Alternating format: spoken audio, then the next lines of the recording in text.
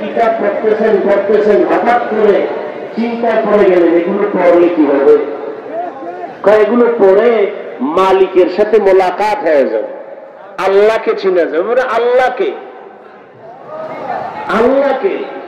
তারে দেখা যায় না, তার ঘেরান নাই, তার আওয়াজ নাই।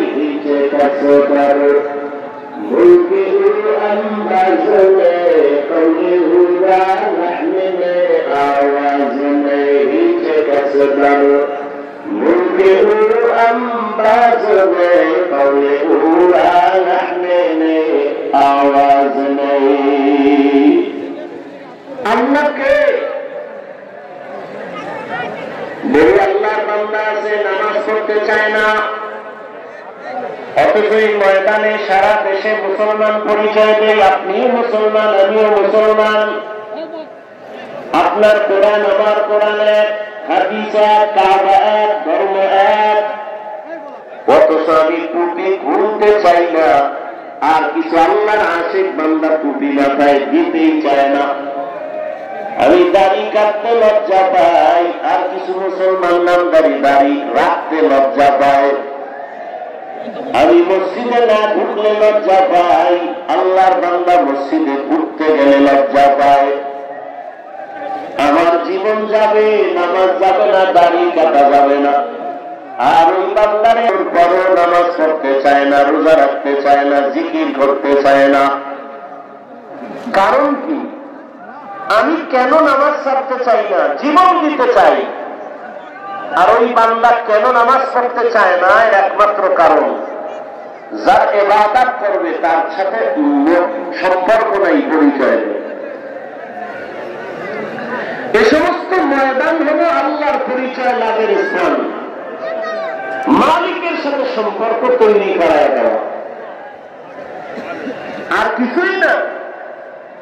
যখন বান্দা তার আসল মালিককে চিনবে, তখন বান্দা দুনিয়ার সব পিছনে ফেলবে। খাইতে গেলেও চিন্তা করবে আমার মালিক, ঘুমের মধ্যে চিন্তা করবে আমার মালিক।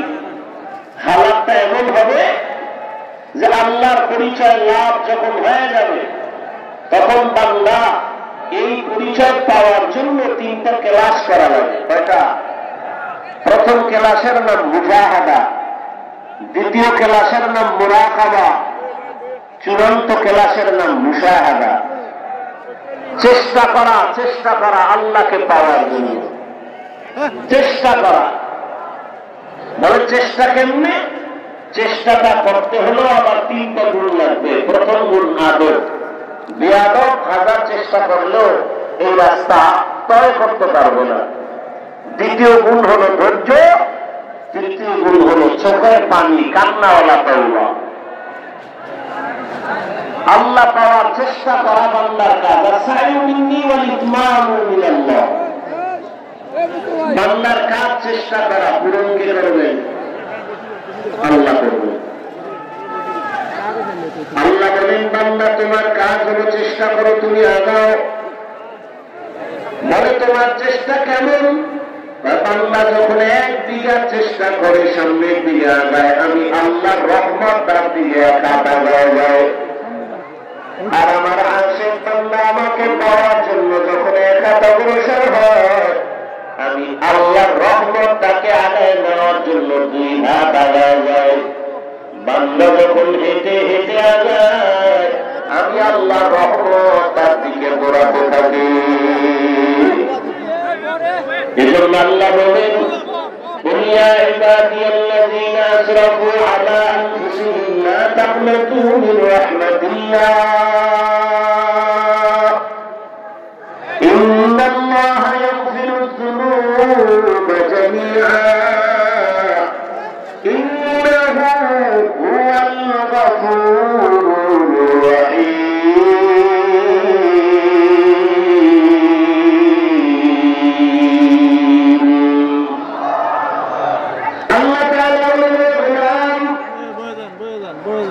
আমাকে পাওয়ার জন্য তুমি চেষ্টা করো, চেষ্টা মতো করে না, মন ভরা চেষ্টা করলে হবে না। আদবের সাথে দৌড়াও, উল্টা পাল্টা দৌড়ালে হবে না। বাজারে কুকুর দৌড়ায়, বাজারের এক মাথা থেকে ভিন্ন মাথা খালি দৌড়ায়, কুকুর দৌড়ায়, সারা দিন দৌড়াইয়াও কোথায় যায় না, জাগার কুকুর জাগায়। কারণটা কি? কুকুর পাকা হয়ে দৌড়ায়। যদি সোজা দৌড়াইতো বহু দূর গিয়ে আবার আসতে পারত। যেই মানুষটা আল্লাহ পাওয়ার জন্য উল্টা পথে দৌড়াবে, জীবন যাবে, আল্লাহর সাথে মোলাকাত হবে না। লাইন মতো যদি দৌড়াও বান্দা, তুমি এক পর্যায়ে গিয়ে দেখো আমার মালিকের কুদরতের ঘেরাও তোমার নাকে পাওয়া যায়। नीचे कसबर नीचे अंबाज में, नीचे कसबर मुल्के अंबाज में, कौमे पूरा लहने नहीं आवाज नहीं। আল্লাহর কোন তালাশ করবা, কই আমার আল্লাহ তো কোনো আলাদা ঘর নাই, আল্লাহ তো রং নাই, আল্লাহ তো কোনো লাহান নাই, আল্লাহরে কই খুঁজবা? আল্লাহ আয়াতে বলেন ওয়াফি আনফুসিকুম আফালা তুবসিরুন।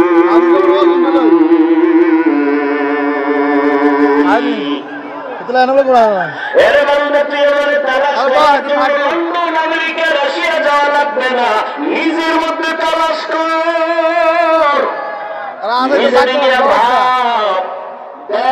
এই জবান দিয়ে কথা বলো।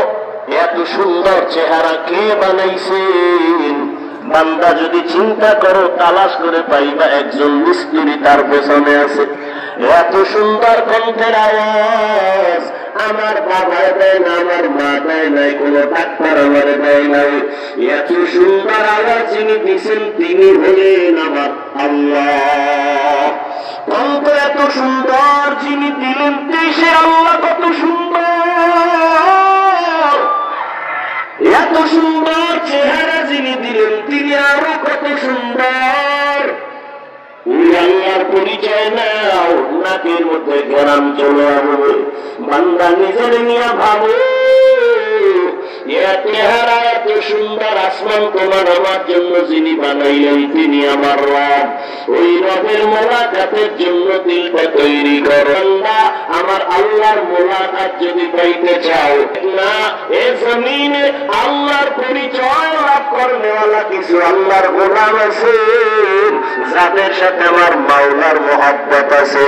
ওই আল্লাহর মহব্বত যাদের সিনার মধ্যে আছে এরা আহলুল্লাহ, এরা আল্লাহর খাঁটি গোলাম। এদের চেহারা দিয়ে তাকাইলে আমার আল্লাহর কথা স্মরণ হয়। এরা আল্লাহর প্রিয় গোলাম, আহলুল্লাহ। এরা রাতারাতি আল্লাহকে পায় নাই, আল্লাহর পথে মুজাহাদা করতে করতে করতে করতে একসময় আল্লাহর মহব্বত তার সিনার মধ্যে চলে আসছে। এর আল্লাহর বান্দা থানার ভেতরে একটা আসামি অপরাধী পুলিশে নিয়ে বেতের বাড়ি দিতেছে, আসামির কোন চোখে পানি নাই, শুধু চিল্লায়। অথচ এই প্যান্ডেল এমন কোন প্যান্ডেল যেখানে বসা মাত্র মানুষের চোখের পানিগুলো পড়ে যায়, মানুষের শুধু কান্নার আওয়াজ। এই থানায় আসামি নিয়ে পুলিশে মারে, কাঁদে না। আর এই ময়দানে আল্লাহর ওলিরা বয়ান করে আর মানুষের চোখে পানি।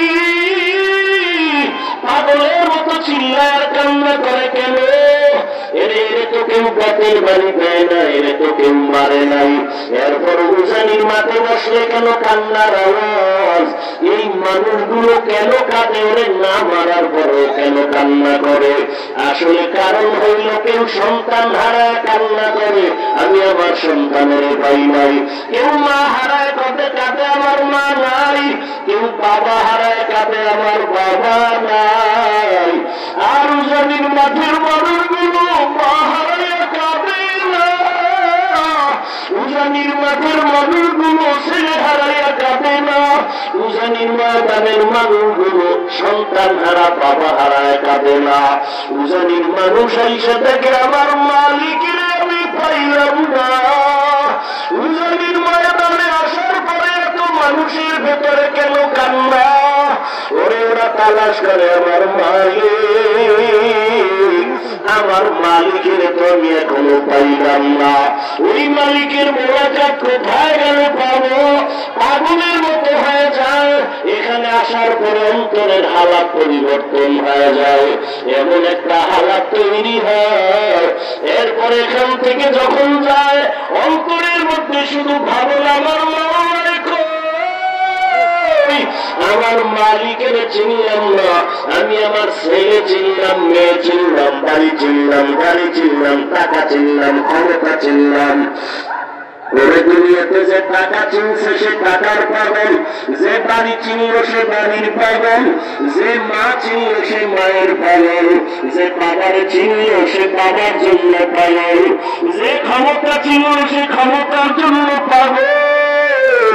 আর যেই বান্দা বান্দি একবার আমার মাওলার পরিচয় পাবে, ওই বান্দা আমার মাওলার পাগল হইয়া পারবে না।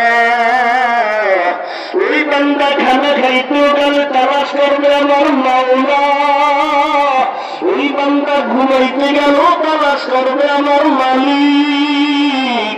আমার মালিকের আমি রাজি করতে পারলাম কিনা খাইতে গেল তার চিন্তা।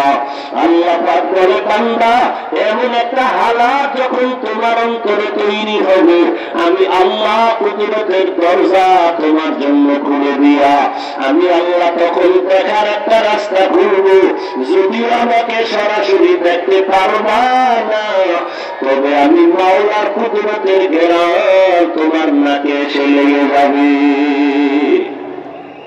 या इलाही मुझसे मुझको दूर करता के देखो, मुझ में तुझको एक नजर। या इलाही तू मेरा महबूब है, या इलाही तू मेरा माशूक है। अल्लाह পরিচয় ময়দান। আল্লাহ পাক বলেন, যারা চেষ্টা করার মতো করবে আমি আল্লাহ তার জন্য রাস্তা খুলে দিব। আল্লাহর বান্দা জীবনভর গুনাহ করে করে করে করে জীবনটা নষ্ট করে ফেলল। আল্লাহর বান্দা একদিন চিন্তায় পড়ে গেল, আমার জীবন তো এভাবে যাবে না, একদিন তো আমার মরণ হবে, কবরে আমি একা পড়ে থাকবো। ওই অন্ধকার কবরে মা যাবে না, বাবা যাবে না, ভাই যাবে না, কেউ। ওই পরকাল জিন্দেগির জন্য আমার কি অর্জন আমি করলাম? ওরে আল্লাহ পাক রব্বুল আলামিন বলে, বান্দা যখন তুমি চেষ্টা করবা, ভাবতে থাকবা, তখন তোমার রাস্তা আস্তে আস্তে ক্লিয়ার হয়ে যাবে। বান্দা ভাবতে ভাবতে এমন একটা হালাত তৈরি হয়। আমি মাঝে মাঝে বলি, মানুষ যখন পানির মধ্যে ডুব দেয়, পানিতে যখন ডুব দিয়ে নিচে যায়, বান্দার হালাত এমন হয়, ডানে দেখে পানি, বামেও পানি, সামনেও পানি, পেছনেও পানি। আল্লাহ যারা খাটি আশিক আমার মাওলাকে তালাশ করতে করতে করতে করতে এমন এক ভাবনার সাগরে ডুব দেয়। ওই আশিক বান্দা তখন এমন হালাত দাঁড়িয়ে দেখে আমার মালিকের কুদরতের ঘেরান। ওই বান্দা যেদিকেই থাকে আমার মালিকের কুদরতের ঘেরান। আল্লাহ পাক বলেন, ফাআইনামা তুওয়াল্লু ফাসাম্মা ওয়াজহুল্লাহ। এরে বান্দা তুই যেদিকেই তাকাও সেদিকেই আমি মালিক। আমি মালিকের ফাঁকি দিয়া কোথাও পালানোর কোন জায়গা নাই। ওরে আমার মাওলার আদালত বড় কঠিন। আমার মালিকের সাথে যদি পরিচয় নিয়ে কবরে যাও, এই কবর তোমার জন্য জান্নাতের ফয়সালা হয়ে যাবে। আর যদি মালিকের সাথে সম্পর্ক না নিয়ে হাসরের ময়দানে দাঁড়াও, ওই হাসরের ময়দানটা হবে জাহান্নামের পুকুরা। আল্লাহ পাক রব্বুল আলামিন বলবেন, ওয়ান্তাজুল ইয়াউমা আইয়ুহাল মুজরিমুন। ওরে আমি মাওলার সাথে যাদের সম্পর্ক নাই, তোমরা আলাদা হয়ে যাও। ওরে আমার সাথে সম্পর্কের জন্য তুমি ময়দানে আমার সাথে সম্পর্ক তৈরি করার জন্য চেষ্টা করবে। আমার সাথে পরিচয় না নিয়ে আসলের ময়দানে দাঁড়াইছো। আজ আমি আল্লাহর সাথে তোমার ভালো কোনো আচরণ হবে না। নামাজ পড়িয়া এসা করে আম্মা জানাইশা হুজুরের ঘুমায় গেলেন। হঠাৎ করে শুনে কান্নার আওয়াজ, মসজিদে নববীর মধ্যে যেন কে কান্না করতেছেন। রহমতের নবী উঠিয়া বের হয়ে দেখে মসজিদের মধ্যে রাতের গভীরে কে কান্না করে দেখে জান্নাতি সাহাবী আবু বকর দাঁড়ায় দাঁড়ায় কাঁদেন। মায়ের নবী ডাক দিয়ে বলে, আবু বকর, গভীর রাতে মসজিদে নববীতে কেন নামাজে দাঁড়ায় কাঁদেন? আবু বকর বলেন, ইয়া রাসূলুল্লাহ, আল্লাহর আদালতে কেমনে যে দাঁড়াইয়া হিসাব দিব, ওই মালিকের পরিচয় তো আমি এখনো পাই নাই। আমার মালিকের পরিচয় জানিয়ে যদি হাসরের ময়দানে দাঁড়াই, ওই হাসরের ময়দানে জাহান্নামের আগুনের গরম, অন্যদিকে সূর্যের গরম সহ্য করা সম্ভব হবে না। আল্লাহ তাআলা রাগান্বিত আওয়াজ দিয়ে বলবেন, লিমানিল মুলকুল ইয়াউম,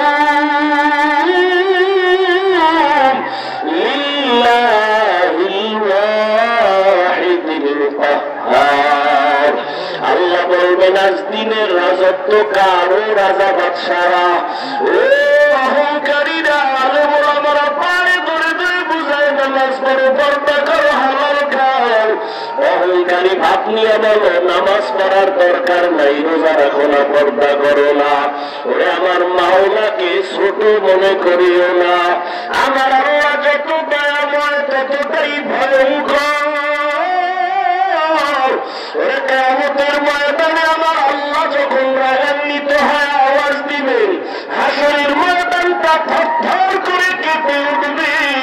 আরে মানুষগুলো পাগলের মতো হয়ে যাবে, গুনাহগারের মাথার মগজগুলো ভাতের মারের মতো টাস্টার করে ফুটতে থাকবে। ওই জাহান্নামের আগুন সহ্য করা সম্ভব হবে না রে আল্লাহর বান্দা। রহমতের নবীও আম্মা জান আয়েশার ঘরে বসে কান্না করেন। আম্মা জান আয়েশা জিজ্ঞাসা করেন, ইয়া রাসূলুল্লাহ, আমার ঘরে বসে আপনি কান্না করেন কেন? কোনো বেয়াদবি হলো নাকি? আম্মা জান আয়েশার জবাবে নবী বলেন, আয়েশা, আমি মাঝে মাঝে বেশি কান্না করি দুইটা কথা যখন আমার মনে হয়। এক নম্বরে, আয়েশা, আমার জীবন ছিল একটা দুঃখের সময়ের জীবন, তুমি তখন দুনিয়ায় ছিলাম। আয়েশা,